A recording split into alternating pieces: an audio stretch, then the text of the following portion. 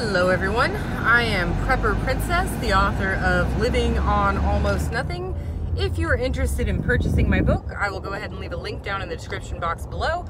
So today I was having an awesome day until about 20 minutes ago.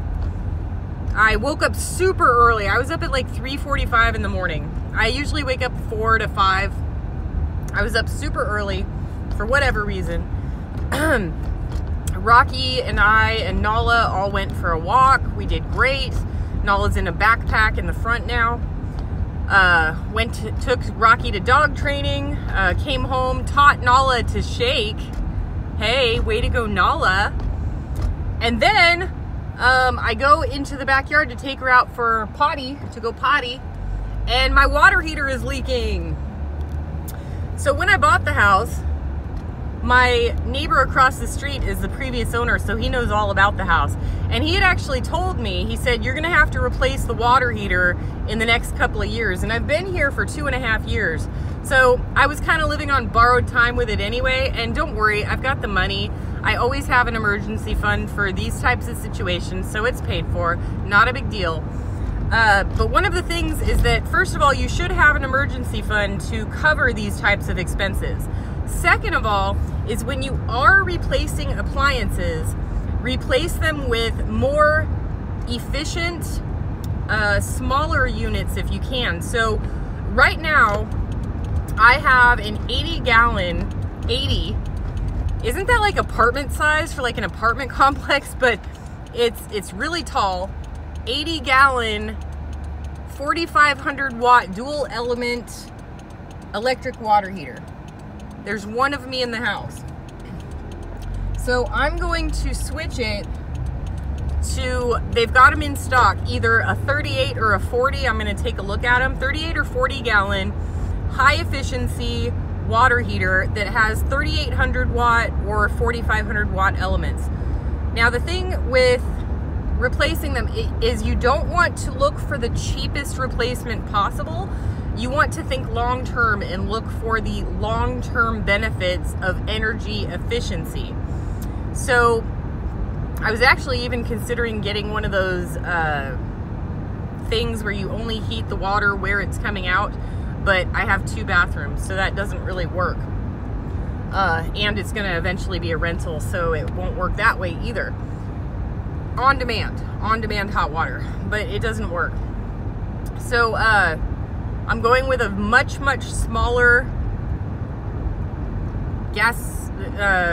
electric hot water heater. Some people call it a water heater, some people call it a hot water heater. I always get it wrong and somebody gets offended. So however you say it where you're from, you know, Coke, Pop, Pepsi, water heater, hot water heater, tomato, potato, I don't know. Get over it. But always keep an emergency fund, and when you are required to replace your appliances, replace them with something more energy efficient. That doesn't mean that you should be replacing appliances that still are in perfect working order. That's non-conservation, like it's wasteful, not only financially, but environmentally. So wait till you need it, and then when you need it, get it, but get it more efficient. Does that make any sense? I hope I'm making sense. Driving and talking is weird, and I don't have a microphone, but... There's a rapper in Houston, but also the folks who helped create that. Yeah, there's a rapper in Houston, and there's folks that helped create something. All right, folks, just wanted to give you that heads up. These things happen. You should always be prepared for them, and, you know, if I were in a situation where I didn't have any money, I didn't have the emergency savings, I would be in a dire situation right now because they're like 500 bucks. And if you want to pay for installation, it's probably another 500 bucks. So you're looking at $1,000. You know, not everybody knows how to install a water heater. I do, but whatever. But you're looking at $1,000, and if you don't have that money, not only do you not have hot water, you don't have water. Because you have to turn off your water when the hot water heater is leaking so that it doesn't keep leaking, and you can only turn your water on for like a few seconds until you flood your garage from your hot water heater. And flushing toilets is going to be fun today. I haven't had to go yet, but Rocky drinks out of the toilet, so this should be interesting. I don't know if I have to have it delivered or if I can fit it in the back seat without a box. I don't know. That's just another thing I'm going to have to be looking forward to in a few minutes here. Anyway, be prepared, folks.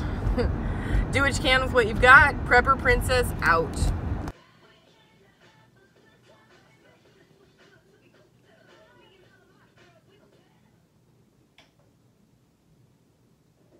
Shortly before midnight on July the 22nd, 1991, 2 Milwaukee police officers were flagged down in their patrol car by a man with a pair of handcuffs dangling from one wrist.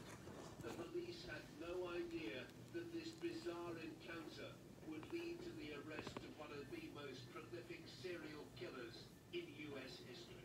That night, people were afraid. People were whispering under their breaths. You know, it was the devil. It's the devil. The man had escaped from a small one-bedroom apartment